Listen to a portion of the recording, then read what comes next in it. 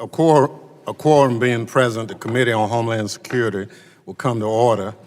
The committee is meeting today for consideration of H.R. 542, the Supporting Research and Development for First Responders Act, H.R. 1158, the DHS Cyber Incident Response Team Act, H.R. 2083, the Homeland Procurement Reform Act, H.R. 2383, the Secure Communities and Safe Schools Act, H.R. 2476, the Securing America Nonprofit Organization Against Terrorist Act, H.R. 2539, the Strengthening Local Transportation Security Capabilities Act of 2019, H.R. 2589, the Unifying DHS Intelligence Enterprise Act, H.R. 2590, the DHS Overseas Personnel Enhancement Act of 2019, H.R. 2609, the DHS Acquisition Review Board Act of 2019,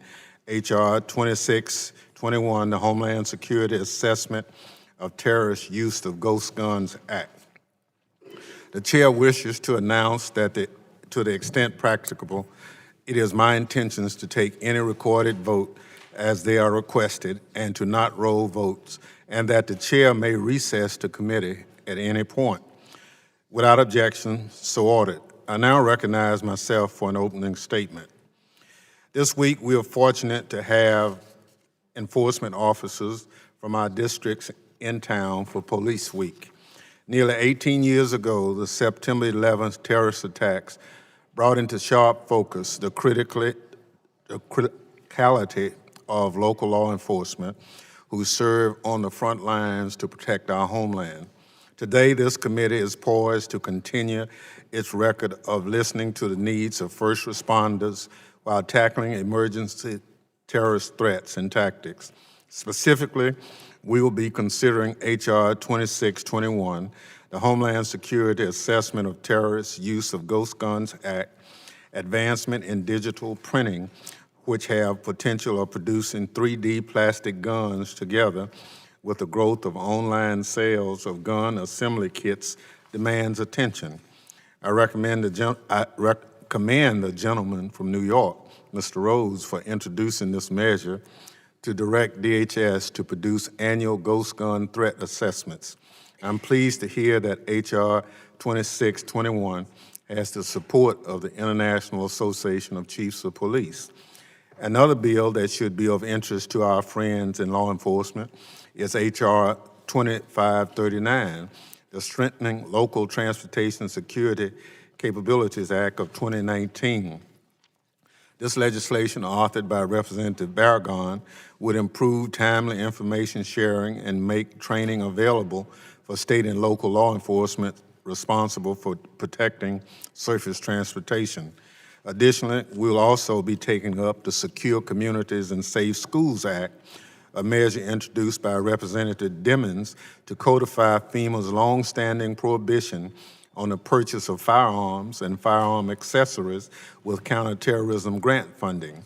The State Homeland Security Grant Program and Urban Area Security Initial programs are tailored to help jurisdictions achieve and maintain core terrorism preparedness and response capability. I agree with Chief Dimmons and just about every other major teacher and school group allowing counterterrorism grants funds to be used to purchase guns for teaching is just wrong. First responders look to DHS for guidance on technologies to help them do their job more effectively and safely. The Supporting Research and Development for First Responders Act, as introduced by Representative Rice, will help ensure that vital first responder technology research continues. Two other measures that are of special interest are H.R. 2083, the Homeland Procurement Reform Act, and H.R. 2476, the Securing Nonprofit Organization Against Terrorism Act. H.R. 2883 zeroes in on vulnerabilities around DHS uniforms manufactured outside the U.S. and directs DHS to put in place robust new protections, even as it prioritizes working with American small business suppliers. The second measure, H.R. 2476, is a bill I reintroduced to authorize the Nonprofit Security Grant Program to provide funding to at-risk churches, synagogues, and mosques in both UASI and non-UASI areas. To date, this bill that I introduced with Mr. King and Mr. Rose has over 100 bipartisan co-sponsors. It is supported by the Jewish Federation of North America, and I ask unanimous consent to place a letter of support for H.R. 2476 in the record. Increasingly, there is awareness that nonprofit organizations everywhere are under threat of attack. Enactment of my legislation will ensure that assistance from the federal government keeps pace with the realities of the ever-evolving threat climate.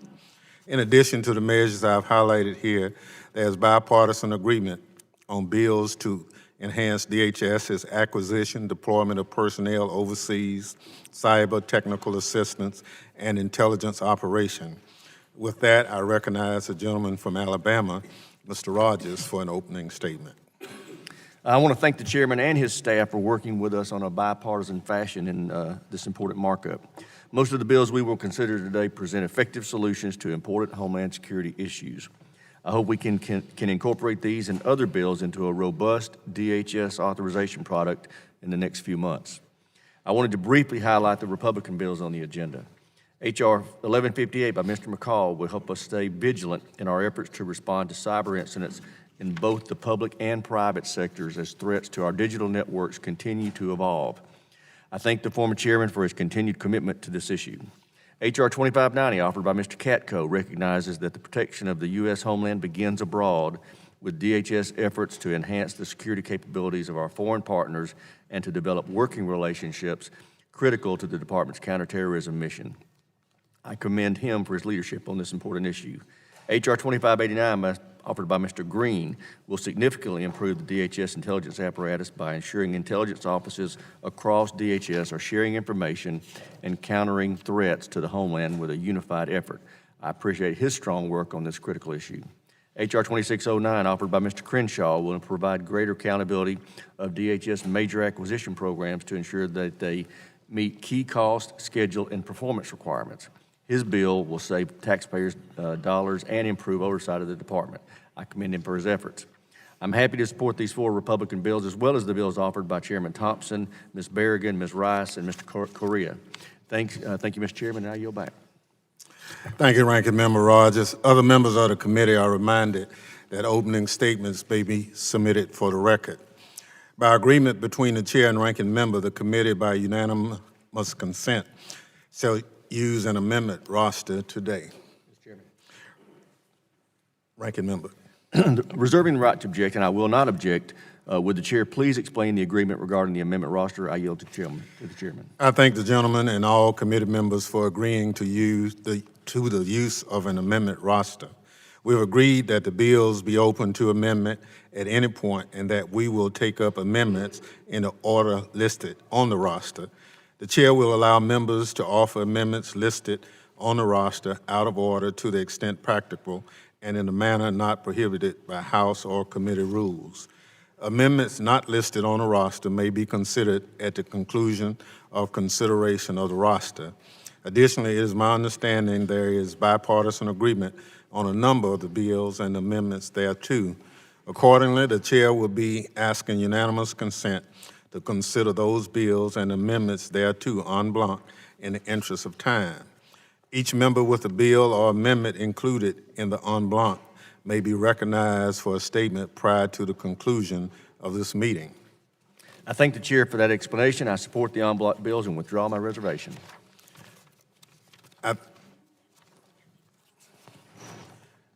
I now call up H.R. 2383, the Secure Communities and Safe Schools Act. The bill was circulated in advance and printed copies are available. The clerk shall designate the bill. H.R. 2383, the Secure Communities and Safe Schools Act. Without objection, the first reading is dispensed with and the bill is considered read and open to amendment at any point. The gentlelady from Florida, Ms. Dimmons, is recognized for 5 minutes on the bill. Thank you so much, Mr. Chairman, to our ranking member. As a former chief of police of the Orlando Police Department, I know there is no greater responsibility we have than keeping our children safe. After the horrific Parkland shooting last year, protecting children from violence in schools is something we in Florida think about every day. We as a nation we must do better in protecting children. The price of failing to do so is far too high, and many are paying the price for our inaction. Last week in Colorado, a young student tragically lost his life trying to stop the two assailants and providing his classmates time to escape. We can take measures that will help bring an end to school shootings. However, bringing more guns in schools will only make schools more dangerous. The Secure Communities and Safe Schools Act will codify existing restrictions on buying firearms or firearm accessories such as ammunition with state Homeland Security grant program or Urban Area Security Initiatives Fund. These grant programs, as everyone here knows, are used to improve preparedness, capabilities to prevent, respond to, and mitigate the effects of terrorist attacks. Although FEMA already prohibits the purchase of weapons and weapons accessories with these funds, it is standard practice for the agency rather than a legal requirement. Having more guns in school, especially in the hands of teachers or other staff who are not trained in tactical responses or to respond in extremely stressful situations, risk putting children in the crossfire. Furthermore, teachers overwhelmingly oppose the idea of arming teachers. Teachers overwhelmingly oppose the idea. I ask unanimous consent, Mr. Chairman, to enter into the record a letter from the American Federation of Teachers to the President regarding this matter. In a nationally representative Gallup poll conducted last year, nearly 3/4 of teachers surveyed opposed training teachers and staff to carry guns in school. My legislation is supported by the National Association of School Resource Officers, who are in schools every day and argue things that it is unwise to arm teachers for a range of reasons, not the least of which is that law enforcement officers who respond to an incident in these high-stress, very critical incidences could mistake a teacher for an assailant or any other armed person who is not readily recognized as law enforcement or not in uniform. Mr. Chairman, I ask unanimous consent to enter into the record from the National Association of School Resource Officers a letter supporting my bill. Without objection. Now it is my understanding, and I hope this is not the case, but that some of my colleagues on the other side of the aisle will be opposing the bill. I have to ask why. Given that the last Congress, this language was included in a vehicular terrorism bill that this committee unanimously approved, and the then Republican-controlled House passed by voice vote. Additionally, the language was included in the Securing Our Schools Act, a bill introduced by my friend and member of this committee, Mr. McCall, who was the chairman of this committee last Congress. Further, similar language bearing grant funding from purchasing firearms was included in the Stop Schools Violence Act. It passed overwhelmingly in both chambers and was signed into law by President Trump. Restricting guns in our school has been a bipartisan priority, like keeping our children safe in school should be a bipartisan priority. This is our opportunity. There aren't many areas where we can or seem to have the political will to come together. I strongly believe this is one of those areas, and I urge my colleagues to listen and join me in supporting this bill, as some of them have done in the past. And with that, Mr. Chairman, thank you, and I yield back the balance of my time. Thank you very much. Are there any comments on the bill? The ranking member. I thank you, Mr. Chairman, and I do appreciate and respect Ms. Demings, but I do oppose this bill that preemptively shuts down the use of FEMA grants to procure firearms, ammunition, or other tactical gear. FEMA regulations already prohibit using grant money for weapons of any kind. There's no need to codify this prohibition. Congress should encourage state and local communities to come up with solutions to stop these violent acts. Instead, this bill would undermine state flexibility and eliminate potential solutions to the serious problem. Finally, I'm sad that the majority decided to put aside the bipartisan consensus we've had on this committee and enjoyed with these two gun bills that are meant to stoke anger and division. I oppose the bill and I yield back. Are there any other comments? Mr. Chairman. I now, gentlelady from Illinois. Yes, Mr. Chairman, I would like to be recognized on H.R. 2383, the Secure Communities and Safe Schools Act. I didn't understand you, I'm sorry. I would like to speak on the bill. Thank you very much. Okay. Gentlelady recognized for 5 minutes. Thank you, Mr. Chairman. In recent years, our nation has struggled to navigate the pain and horror caused by school shootings. In 2019, there have already been 15 school shootings, including the one at Highland Ranch in Colorado, where a student lost his life and 8 others were injured. While we are all searching for ways to prevent these tragedies from happening, when dealing with the incredibly important issue of school safety, we have to be thoughtful in our approach.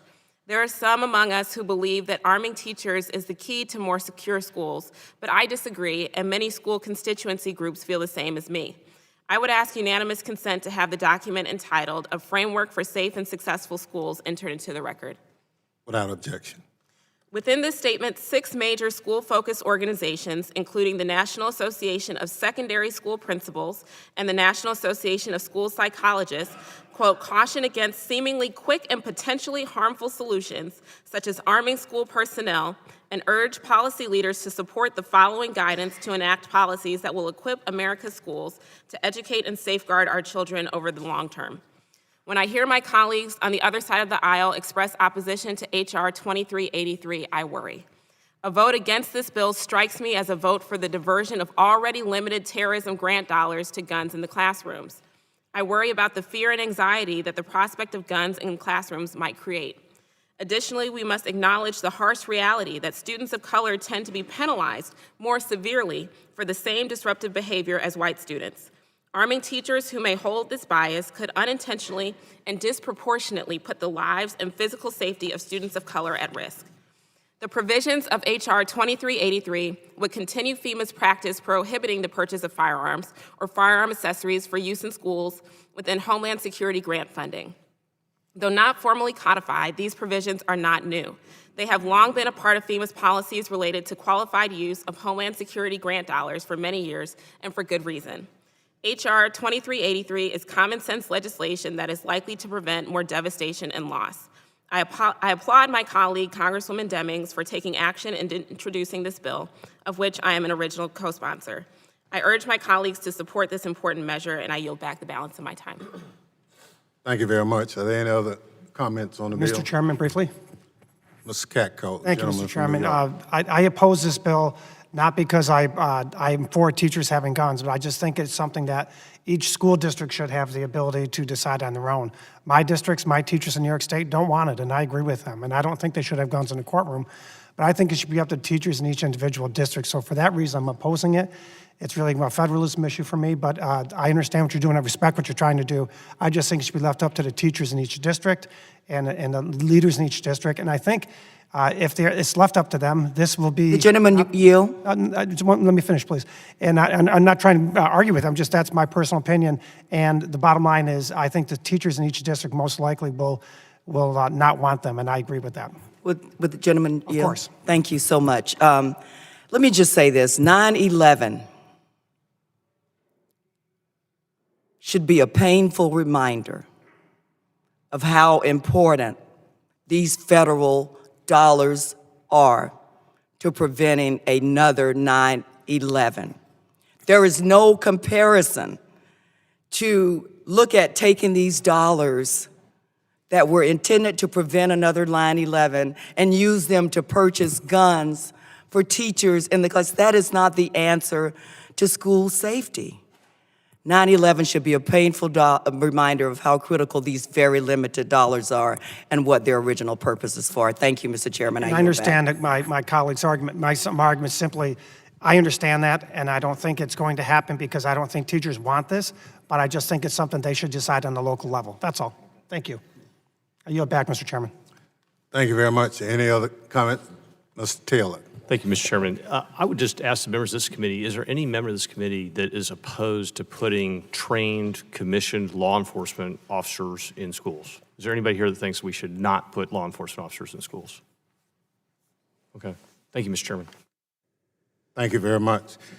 No other comment. Are there any amendments? There are no further discussion nor amendments listed on the roster. The question now occurs favorably reporting the bill, H.R. 2383. All those in favor say aye. All those opposed, nay. Nay. In the opinion of the chairs, the ayes have it, and the measure is ordered favorably reported to the House.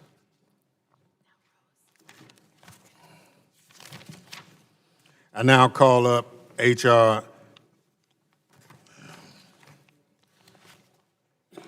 2621, the Homeland Security Assessment of Terrorists, Use of Ghost Guns Act. The bill was circulated in advance and printed copies are available. The clerk shall designate the bill. H.R. 2621, the Homeland Security Assessment of Terrorist Use of Ghost Guns Act. Without objection, the first reading is dispensed with and the bill is considered read and open to amendment at any point. The gentleman from New York, Mr. Rose, is recognized for 5 minutes on the bill. Yes, Mr. Chairman, I would like to be recognized on my bill, H.R. 2621, the Homeland Security Assessment of Terrorist Use of Ghost Guns Act. The gentleman from New York is recognized for 5 minutes. Thank you, Mr. Chairman. In April, the Department of Homeland Security publicly released an intelligence assessment that concluded that unregistered, untraceable ghost guns, such as 3D printed firearms, pose a challenge to law enforcement, particularly when used by violent extremists or criminal actors to avoid firearm regulations and security measures. Ghost guns can range from small pistols to AR-15s. They are sold across the country and online without regulation, without manufacturer records, and without sales records.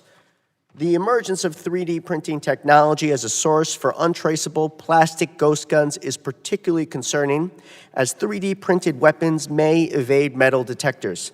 These weapons pose a security risk on the front end, as prohibited buyers can purchase ghost guns with just a few clicks online. They also pose a security risk on the back end, complicating law enforcement's ability to investigate attacks. People on terror watch lists can purchase these guns, use them to commit crimes, and evade law enforcement. As the committee charged with helping prevent terrorism, it falls to us to make this emerging terrorism threat, very seriously. The April 22nd DHS intelligence assessment warned that some lone actors and small groups will consider embracing new technology, including, specifically, ghost guns, to circumvent security measures. Just last week, during this committee's hearing on domestic terrorism, I asked the witnesses from FBI and DHS about the threat of ghost guns, and both witnesses testified that the availability of ghost guns was concerning. There have been mass attacks against Americans with ghost guns. In 2013, a 23-year-old man went on a killing spree with ghost guns on the campus of Santa Monica College. In November 2017, a man in Northern California assembled 2 AR-15 type semi-automatic rifles using parts he bought online and went on a murderous rampage, killing 5 people and injuring 12, including 6 children. In February, a Maryland man who had amassed an arsenal of ghost guns was arrested while planning a domestic terrorist attack against several Democratic politicians. Law enforcement needs to have the information they need to understand the threat. To that end, my bill would require DHS to develop and disseminate an annual terrorism threat assessment regarding the availability of ghost guns. DHS produced an assessment focused on ghost guns this past January, but given advancements in 3D printing technology and internet distribution, there needs to be annual assessments. I'm proud that this bill is being considered during Police Week because it will help keep the fine men and women of law enforcement stay safe and keep us safe. To underscore the importance of this bill, look no further than the New York Police Department. John Miller, the NYPD Deputy Commissioner for Intelligence and Counterterrorism, who testified before my subcommittee last week, had this to say about this bill. Information is one of the NYPD's most valuable tools in protecting this city against acts of terrorism. This legislation represents a first step in assessing the threat level and potential devastating impact of untraceable firearms, commonly known as ghost guns. I would also like to highlight that the International Association of Chiefs of Police is supporting my bill. This is a simple bill. Our intelligence community has already identified that ghost guns pose a threat to Americans. I hope my colleagues will support this bill. Thank you, and with that, I yield. Gentleman yields back. Is there any further discussion on the bill?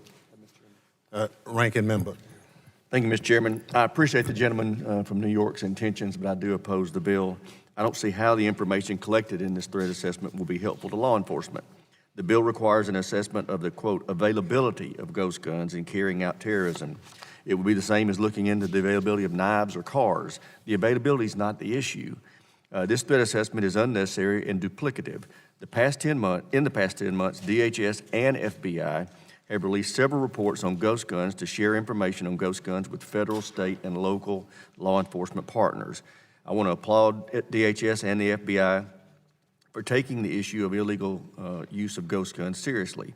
However, the requirements for this legislation will only burden the agencies with unnecessary and unhelpful mandates. I also have concerns with the annual reporting requirements. These two bills have no sunset. Finally, I'm concerned that the overly broad definitions in this bill may unfairly associate legal acts of gun owners, hobbyists, and gunsmiths with the acts of terrorism. For these reasons, I oppose the legislation, and I yield back, Mr. Chairman. Thank you. Are there any other speakers on the bill? Yes, Mr. Chairman. Ms. Rice. Thank you, Mr. Chairman. This is a very simple bill. It directs DHS to focus on an emerging terrorist and public safety threat, the availability of unregistered, untraceable firearms, also known as ghost guns. Both the law enforcement and intelligence communities have recognized that ghost guns pose a growing and evolving threat to our safety. In fact, as Mr. Rose acknowledged, in January, DHS Office of Intelligence and Analysis produced a threat assessment exclusively focused on ghost guns. Last week, the FBI and DHS testified under oath about growing security risks that these firearms pose. The NYPD agrees. So I am disappointed and, quite frankly, surprised that some of my colleagues across the aisle are opposed to having DHS continue its analysis of this important public safety issue. I think we need to be clear on what this bill would do and what it will not do. H.R. 2621 would ensure that law enforcement receives up-to-date analysis about threats posed by ghost guns. H.R. 2621 does not regulate ghost guns, nor does it limit the sale and purchase of guns that are already legal. The intelligence community knows that ghost guns pose a threat. Police know they pose a threat. The FBI and DHS know they pose a threat. They have all said so explicitly. So I ask my colleagues across the aisle who oppose this bill, what is your issue with this bill? And why wouldn't you want local law enforcement to get the best, most up-to-date information about how to combat this growing public safety problem? During Police Week, we should be looking for every possible way to support our law enforcement, and that includes giving them the resources and the information they need to keep our communities and themselves safe. This bill presents one more way to do just that. Thank you, Mr. Chairman. I yield back. Thank you very much. There being no further discussion and no amendments listed on the roster, does any member wish to offer an amendment at this time? There being no amendments, the question now occurs on favorably reporting the bill H.R. 2621. All in favor say aye. All opposed, no. No. In the opinion of the chair, the ayes have it, and the measures ordered favorably reported to the House.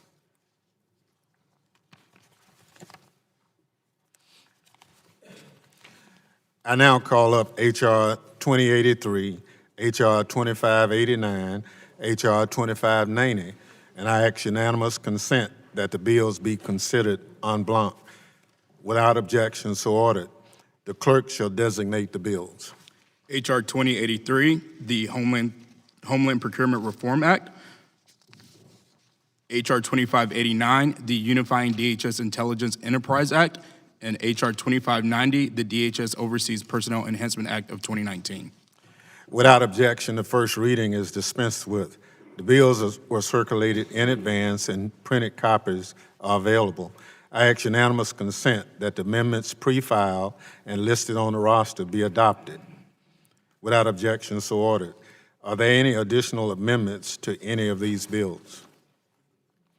Hearing none, I ask unanimous consent that H.R. 2083 as amended, H.R. 2589 as amended, and H.R. 2590 as amended be adopted in order to be reported to the House with a favorable recommendation. Without objection, so ordered. Without objection, the motion to reconsider is laid on the table. Without objection, staff is authorized to make any technical and conforming changes. I now call up H.R. 542, H.R. 1158, H.R. 2476, H.R. 2539, and H.R. 2609. I ask unanimous consent that the bills be considered en bloc. Without objection, so ordered. The clerk shall designate the bills. H.R. 542, the Supporting Research and Development First Responders Act. H.R. 1158, the DHS Cyber Incident Response Teams Act of 2019. H.R. 2476, the Securing American Nonprofit Organizations Against Terrorism Act of 2019. H.R. 2539, the Strengthening Local Transportation Security Capabilities Act of 2019. H.R. 2609, the DHS Acquisition Review Board Act of 2019. Without objection, the first reading is dispensed with. The bills were circulated in advance and printed copies are available. There were no amendments pre-filed for these bills. Are there any additional amendments to any of these bills?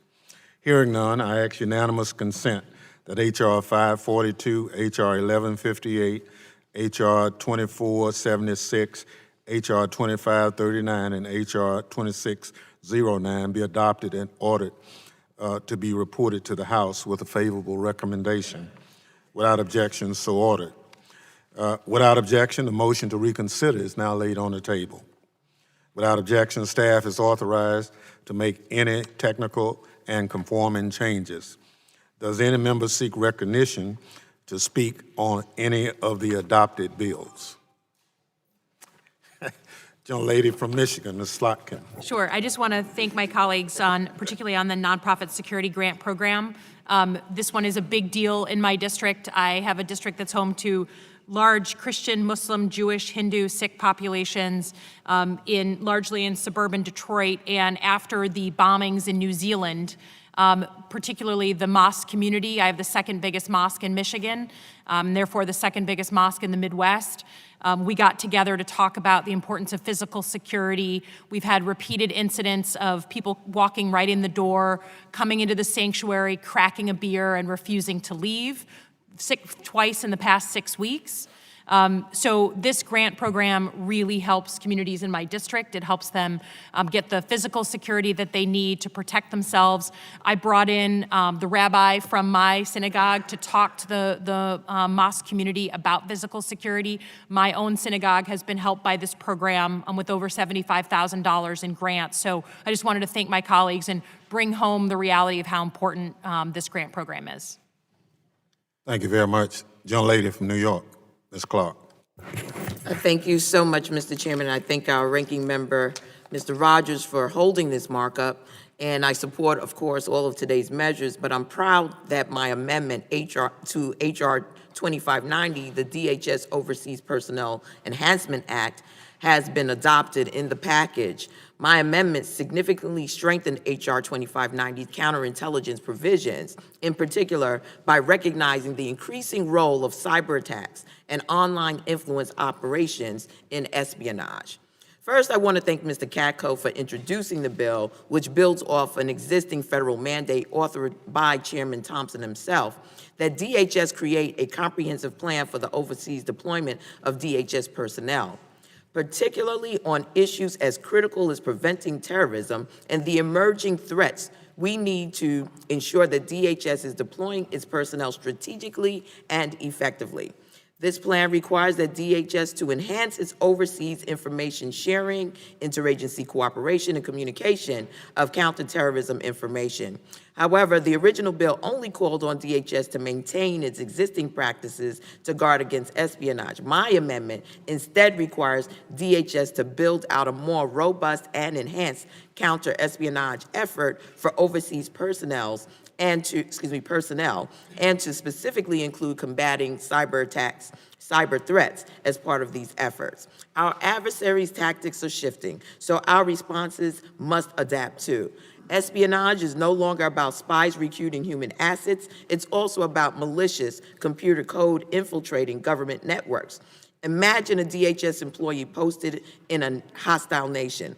While we certainly need to have a strategy to combat the possibility he's an undercover agent of that nation, it's equally plausible that he's a patriotic American who's unknowingly supplying information to our enemies because his cell phone or laptop has been hacked. My amendment recognizes this reality and ensures that DHS oversees personnel strategy, accounts for the changed and rapidly evolving nature of espionage in the 21st century. So I thank you, Mr. Chairman, and I yield back the balance of my time. Thank you very much. Chair recognizes the gentleman from New York, Mr. Katko. Thank you, Mr. Chairman, and thank you, Ms. Clark, for your comments. I appreciate the amendment, and I agree with it, just like I agree with Ms. Rice's amendment and Ms. Jackson-Lee's. I think they enhance the bill and make it better, and that's what we're here to do.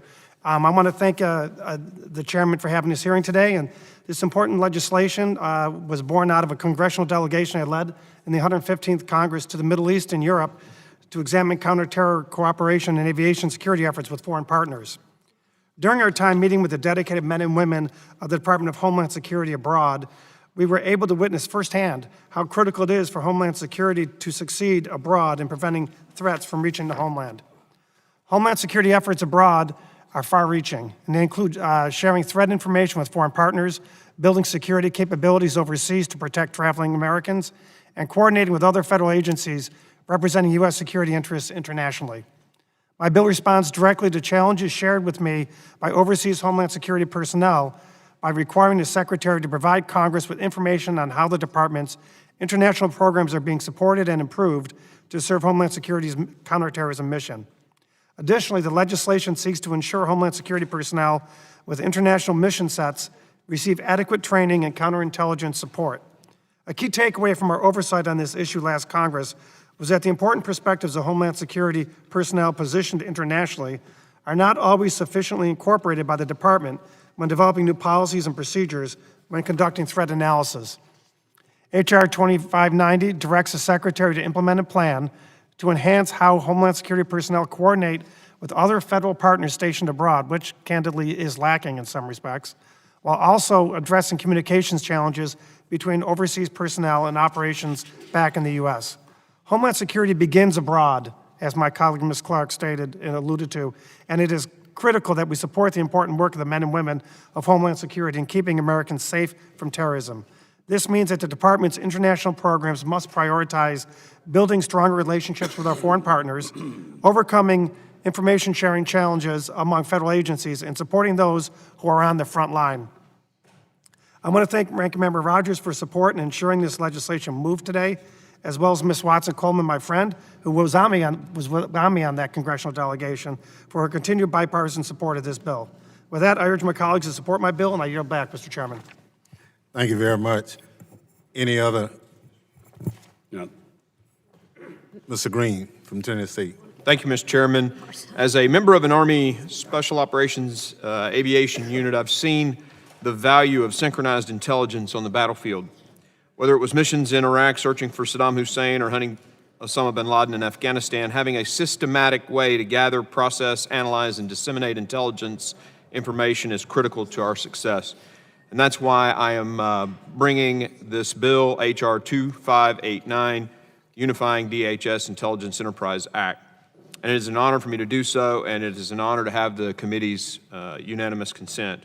H.R. 2589, the Unifying DHS Intelligence Enterprise Act, requires the Department of Homeland Security's Chief Intelligence Officer to establish a Homeland Intelligence doctrine for the department and require that the Chief to maintain a dedicated staff.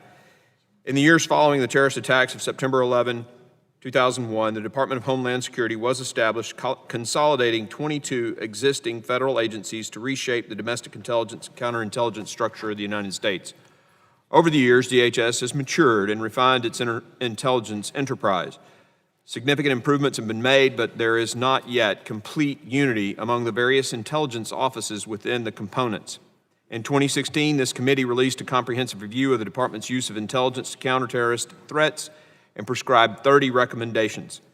It's time for DHS to function with the same precision in the handling of intelligence information as our warriors in the Department of Defense. The goal of this bill is to ensure all of the component entities at DHS are speaking the same language, using the same tradecraft, and disseminating their products to the appropriate stakeholders, which include both the intelligence community and state and local partners. This legislation will help professionalize the DHS intelligence enterprise. Across DHS, dedicated border and immigration agents are gathering information on individuals seeking to enter the United States. Threats to transportation systems, critical infrastructure are gathered and assessed, and real-time cyber threats to government and private networks are analyzed. Given the diversity of missions across DHS, it's vital that component intelligence officers are working together, sharing information and vetting that information against intelligence community holdings. Thank you to this committee for the support of the bill, for the amendment offered by the Congresswoman Jackson Lee. I yield back. Thank you, Mr. Chairman. Thank you very much. Chair recognizes the gentleman from Texas, Mr. McCall. Thank you, Mr. Chairman and Ranking Member Rogers. I'd also like to thank Congressman Langevin, Ratcliffe, Ruppersberger, and Katko. I guess I'll thank John as well for joining me in introducing my bill under consideration at this markup, the Cyber Incident Response Team Act of 2019. In November 2018, while I was chairman of my bill, the Cybersecurity and Infrastructure Security Agency Act was signed into law by the President to reorganize the National Protection Programs Directorate and create what's now known as CISA. This important legislation elevated the cyber mission at DHS and strengthened America's cybersecurity. Since then, it's been my goal to build off CISA's continued success and solidify our nation's defenses against cyber threats. As adversaries look to exploit our networks, we must be prepared to tackle the threats of the future. This legislation that we are now considering is innovative and a strong addition to ensuring we have an important mechanism to respond to cyber incidents. Specifically, it ensures that the Department of Homeland Security has cyber incident response teams to aid federal agencies and the private sector in identifying, responding to, and mitigating cyber threats. These teams assist compromised cyber assets with response efforts and provide recommendations for improving networks. CISA's cyber incident response teams lead the way in protecting our nation's cyber infrastructure and operate as our first responders to cyber attacks. Furthermore, it enables DHS to foster collaboration between the public and private sector by allowing specialists to operate on cyber incident response teams that maximize our efforts to combat cyber threats. The United States must to evolve and strengthen our cybersecurity capabilities. We need this to ensure that we are one step ahead of the threats that we face as a country. This bipartisan legislation passed the House last Congress. It's my hope, Mr. Chairman, with your leadership and the ranking member, that we can get more of these bills passed through the Senate as we move in this Congress. And with that, I yield back. Well, thank you very much. The ranking member and I are trying to continue the McCall legacy a little forward. Chair now recognizes for as much time as she consumed. Gentle lady from California, Ms. Barragan. Thank you, Mr. Chairman. I just would like to speak on my bill on Strengthening Local Transportation Security Capabilities Act of 2019. As this committee is aware, terrorists remain intent on attacking transportation systems. In the years since 9/11, we have invested significant resources in hardening aviation systems against attacks. In recent years, terrorists in the U.S. and overseas increasingly turned their attention to relatively soft targets, such as mass transit systems, bus stations, and freight and passenger rail systems. These surface transportation systems are critical to our way of life, and an attack against one could be incredibly harmful. In my district, constituents rely on the LA Metro Rail and bus systems every day. In Los Angeles and throughout the country, these transit systems are designed to be easily accessible to millions of passengers, and that accessibility makes them difficult to protect.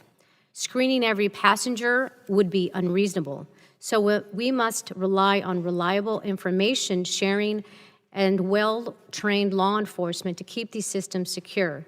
My bill seeks to enhance security in two key ways. First, it requires DHS to prioritize the assignment of officers and intelligence analysts to state, local, and regional fusion centers in jurisdictions with a high-risk surface transportation asset. The assignment of such officers and analysts would ensure that intelligence relating to threats against surface transportation is shared with appropriate stakeholders in a timely manner, improving the chances of preventing the next attack. Second, my bill authorizes DHS to develop a training program to enhance the protection, preparedness, and response capabilities of law enforcement agencies that operate at surface transportation assets. Surface transportation systems are unique in their layouts and use, and training focused on these systems would improve law enforcement capabilities. It's appropriate for us to be marking up this bill during Police Week, since it would support our nation's law enforcement officers and their vital efforts to keep our communities safe and secure. Last year's version of this bill passed the House, and I was glad to see a portion of it enacted in the TSA Modernization Act. I hope we will be able to enact the remaining critical provisions in this Congress. I thank my colleagues for supporting this bill and yield back the balance of my time. Thank you very much. Are there any other members who wish to comment? Gentlelady from Texas, Ms. Jackson Lee. Chairman, thank you, and I want to thank you for holding this markup on these very important bills, and I want to thank the proponents of the bills for their leadership in what is a very, very important area. If I might just indicate that we are the Homeland Security Committee. As we sit here today, there are ships in the Mideast, in the area around Iran, and alleged troops that may be heading in that direction. I correlate that to what we're doing because our interest is protecting the homeland, and there's so many different variables that are impacting the security of this nation, of which we should be concerned about. These initiatives are clearly working to make the Department of Homeland Security better. And so I'd like to thank the gentleman, Mr. Green, from Tennessee for his legislation, H.R. 2589, and accepting my amendment.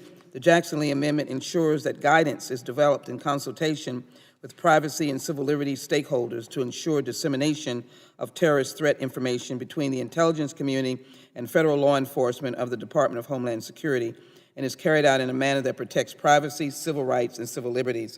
The Department of Homeland Security Privacy Office is the first statutorily required privacy office in any federal agency that is to be recognized by our committee that did that work. The department's chief privacy officer is responsible for evaluating department programs, systems, and initiatives for potential privacy impacts and providing mitigation and strategies to reduce the privacy impact. And so my language, I hope, will enhance this legislation and as well provide groups like the ACLU and NAACP and Lawyers Committee for Civil Rights their continued support in their efforts to protect privacy. I spoke to a group this morning, Mr. Chairman, and they weren't related to national security, but the issues that they raised of concern is privacy and the protecting of their data. So I am grateful for that. Let me thank the gentleman from California, Mr. Correa, for his legislation, H.R. 2083, and we are grateful for the improvements that the Department of Homeland Security has made as it relates to minority businesses and women-owned businesses and small businesses. The Jackson Lee Amendment to 2083 is a sense of Congress that the Secretary ensure that 1/3 of covered items for frontline operational components are manufactured in the United States by entities that qualify as small businesses. Because one of the most challenging efforts or endeavors for small business is to successfully compete for government business. And so I have a yearly event where I match small businesses with large companies, small, minority, veteran-owned, service-disabled, hub zone, and women-owned businesses to large corporations, and they are ready to do business, and we need to provide the help with them. I also have legislation, American Rising Act and the Transition Heroes Act, to really focus on helping people get where they need to go in this society. Let me also thank Mr. Katko for his legislation, and I want to offer or thank him and the committee for accepting my amendment. The Jackson Lee Amendment to the Katko legislation requires that the Secretary of Homeland Security, when preparing the report authorized by this bill, include trend analysis on efforts by foreign entities or governments to attempt to compromise Department of Homeland Security personnel working abroad. We know that this has been raised as an issue now, light has been shed on this. I additionally have H.R. 2353, which indicates that individuals who openly or knowingly accept information from a foreign operative, candidate, and otherwise must report it to the FBI in 3 days. So I thank the members for accepting my amendments, and I thank them for their leadership on their bills. And again, I thank the chairman and the ranking member for holding this markup on these important bills. With that, I have support for the Jackson Lee amendments, and I yield back my time. Thank you. Are there any other members who wish to comment? Going once? Gentleman from California. Chairman, I'd like to make Correa. some comments on H.R. 2083 at the right time.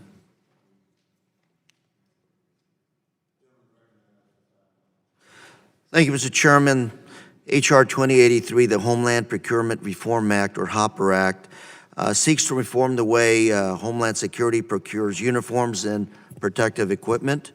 This is a result of bipartisan, bicameral work to equip DHS frontline personnel with high-quality, American-made uniforms and gear.